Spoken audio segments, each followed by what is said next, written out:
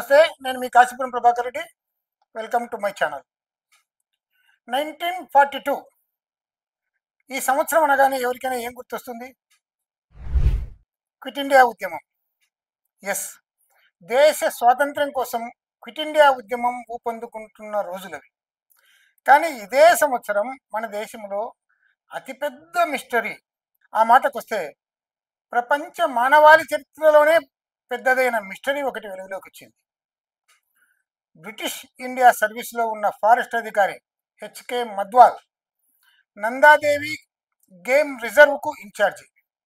Game reserve అంటే ఏమో కాదు, వన్యప్రాణుల సంరక్షణ ప్రాంతం.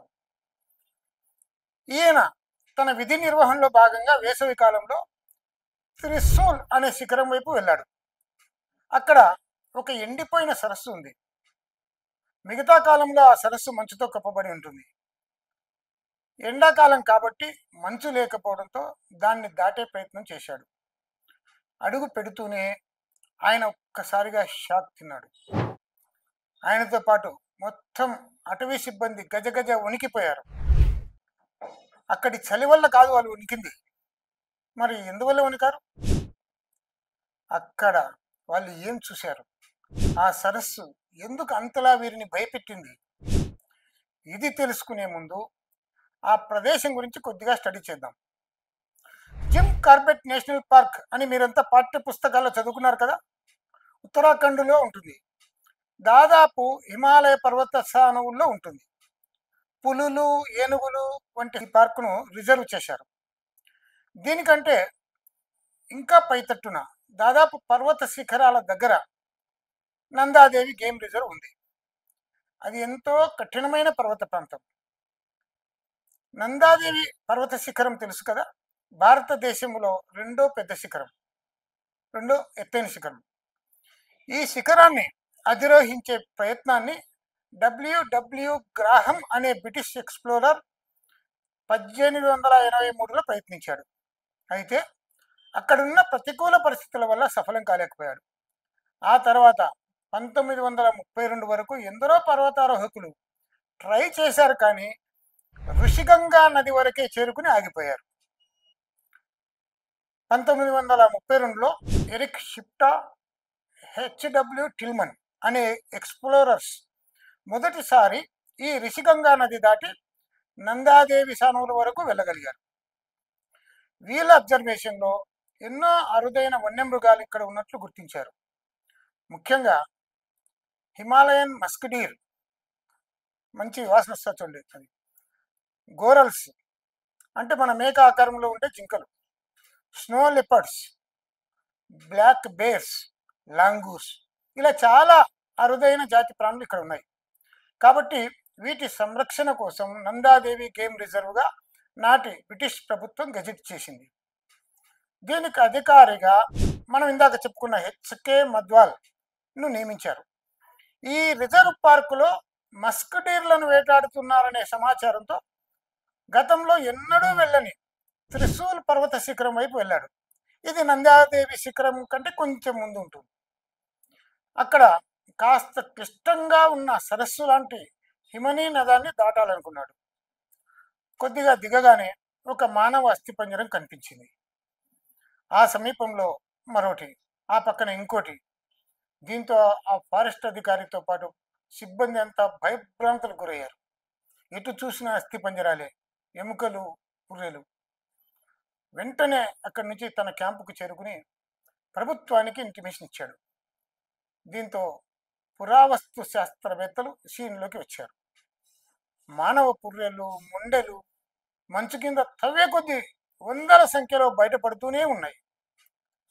అంతు పట్టని రహస్యం ఏదో ఉందని ఆ చుట్టుపక్కలకు ఎవరూ వెళ్లకుండా నిషేధం విధించారు.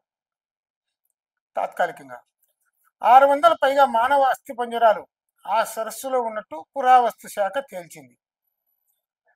ప్రొఫెషనల్ పర్వతారోహకులకు కూడా కష్టసాధ్యమైన ఈ సంక్లిష్ట ప్రదేశానికి అన్ని వందల మంది ఎలా వచ్చారు? ఎందుకు వచ్చారు? వారంతా ఇక్కడే ఎలా చనిపోయారు? రెండో ప్రపంచ యుద్ధంలో జపాన్ సైనికులు ఇండియాలోకి చొచ్చుకొచ్చే క్రమంలో ప్రమాదవశాత్తు చనిపోయారని తొలుత ఊహించారు. అయితే ఆ అస్థిపంజరాలు తాజాగా చనిపోయిన మనుషులవి కాదని అర్థమైపోయింది.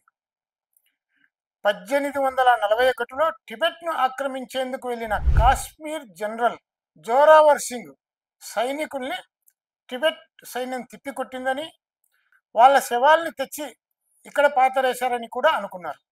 అయితే బ్రిటిష్ గజెట్లు తిరిగేస్తే అది తప్పని తేలింది. ఇక ఈ రహస్యం ఏదో కనిపెట్టేందుకు ఆంథ్రపాలజిస్టులు రంగప్రవేశం చేశారు. అయినా ఏం తెలియలేదు. తర్వాత కాలంలో జన్యు పరీక్షలు చేస్తే తేలిందేమంటే అప్పటికి సుమారు 870 ఏళ్ల క్రితం నాటి మనుషుల అవశేషాలని తేలింది. ఎవరో ఒక రాజు, ఆయన పరివారం, సైన్యం అందరూ దేనికోసమో ఇక్కడికి వచ్చి ఏదో ప్రకృతి విపత్తులో చిక్కుకుని చనిపోయి ఉండొచ్చని అంచనా వేశారు. లేదా ఏదో అంటువ్యాధి వల్ల మరణించిన వారి శవాలను ఇలా దూరంగా తెచ్చి పూడ్చి ఉంటారని కూడా అనుకున్నారు.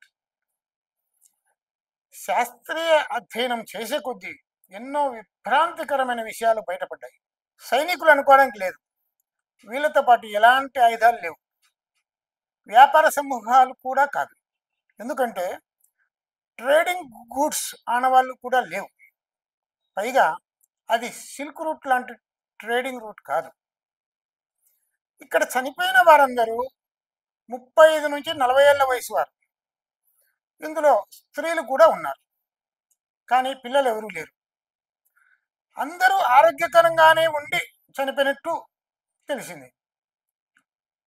అంటువ్యాధులకు కారణమయ్యే ఎలాంటి బ్యాక్టీరియా సోకిన ఆనవాళ్ళు లేవు. వీరంతా ఒకే వంశానికి చెందినవారు, బహుశా 9వ శతాబ్దంలో జీవించిన ఒక గిరిజన జాతి వారు అని నిర్ణయానికి వచ్చారు. ఇలా 50 ఏళ్ల పాటు చేసిన పరిశోధనలు అన్నీ తప్పేనని 2003లో తేలిపోయింది. నేషనల్ జియోగ్రఫిక్ టీం వాళ్ళు ఇండియా, ఇంగ్లాండ్, జర్మనీకి చెందిన 28 మంది జన్యు శాస్త్రవేత్తలకు ఈ మిషన్ అప్పచెప్పారు. వీళ్ళు ఆ అస్థి పంజరాల నుంచి సుమారు 30 రకాల శాంపిల్స్ తెచ్చి అధునాతన DNA పరీక్షలు చేశారు. ఇందులో దిమ్మ తిరిగే నిజాలు బయటపడ్డాయి.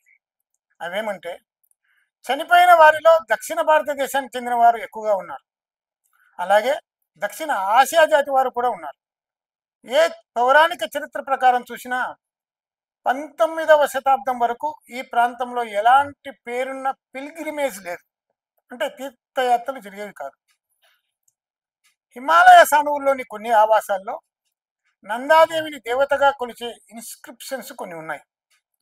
ఆ ప్రకారం ఒకవేళ పిల్గ్రిమేజ్ ఉండేదనుకున్నా, అలా వచ్చి ఇక్కడ ప్రకృతి విపత్తులో చిక్కుకుని చనిపోయి ఉంటారనుకున్నా, అందరూ ఒకేసారి కాకుండా 200 ఏళ్ల గ్యాపులో 3-4 విడతలుగా చనిపోయారు. అలా ఏ బృందానికి ఆ బృందం విడివిడిగా వచ్చి ఉంటే అందరూ ఇదే సరస్సులో చనిపోవడం ఏమిటి? అన్నిటికన్నా విస్తుపోయే అంశం ఏమంటే 2019లో జన్యు శాస్త్రజ్ఞులు ఇంకో విషయం కనిపెట్టారు. దాదాపు 100 పైగా గ్రీకు ప్రాంత ద్వీపమైన క్రెటేకు చెందిన మనుష్య జాతి అస్థిపంజరాలు కూడా ఉన్నాయని. ఇక్కడ జరిగే పిల్గ్రిమేజ్ టూర్కు వాళ్ళెందుకు వచ్చినట్టు? గ్రీస్ ప్రాంతంలోని ఈ ప్రత్యేక తెగవారు ఇన్ని వేల మైళ్ళ దూరం ప్రయాణం చేసి ఇంత ఎత్తైన చాలా క్లిష్టమైన మంచు పర్వత శ్రేణుల వరకు వచ్చి ఎందుకు ఇరుక్కున్నట్టు? చనిపోయిన వారి అందరి తలలకు బలమైన గాయాలైనట్టు ఆనవాళ్ళు ఉన్నాయి. అంటే పెద్ద పెద్ద వడగళ్లతో కూడిన మంచు తుఫాన్లో చిక్కుకుని మృతి చెందారా? అలాంటప్పుడు వేరువేరు ప్రాంతాల నుంచి వేరువేరు సమూహాలు వెళ్ళినప్పుడల్లా ఇదే చోట ఇదే రకమైన విపత్తు ఎందుకు సంభవించినట్టు? ఏమో, ఏమీ అంత చిక్కడం లేదు. ఇప్పటికీ తలలు బద్దలు కొట్టుకుంటూనే ఉన్నామంటూ హార్వర్డ్ యూనివర్సిటీ డాక్టర్ ఇయోడియాన్ హార్వే ఆ మధ్య పేర్కొన్నారు.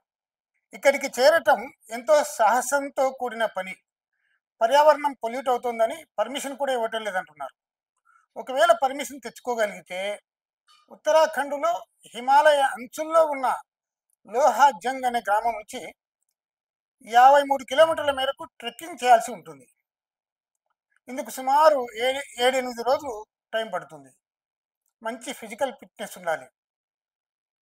సరిగ్గా నావిగేషన్ కూడా కష్టం అంటున్నారు. లోకల్ గైడ్ కూడా అవసరం. దీనికి ఇప్పుడు రూప్కుండ్ లేక్ అని పిలుస్తున్నారు. ట్రెక్కింగ్ కూడా చాలా క్లిష్టతరం, అయినా ఉత్సాహం ఉన్న వాళ్ళు వెళ్తున్నారు. కాబట్టి ట్రెక్కింగ్పై ఆసక్తి ఉండి సాహసయాత్ర చేసే వాళ్ళు స్వయంగా వెళ్ళి పర్మిషన్ తెచ్చుకుని చూడొచ్చు కూడా. స్థానిక పురాణ గాథ ప్రకారం సరస్సు దాటి వచ్చే వారిపై నందాదేవి ఆగ్రహించి వారిపై సృష్టించిన మంచు తుఫాన్ ప్రభావమేనా ఏమో. ఇది మానవ మేధస్సుకు ప్రకృతి ప్రకోపానికి మధ్య తలెత్తే సంఘర్షంలో భాగం అనుకోవచ్చా? ఏనాటికైనా ఈ మిస్టరీ వీడేనా? Thank you very much for watching this video. ఈ వీడియో మీకు నచ్చినట్లయితే లైక్ చేయండి, కామెంట్ చేయండి, షేర్ చేయండి. మరోసారి మరో మంచి సబ్జెక్టుతో మీ ముందుకు వస్తాను. ప్రస్తుతానికి మీ కాశీపురం ప్రభాకర్ రెడ్డి.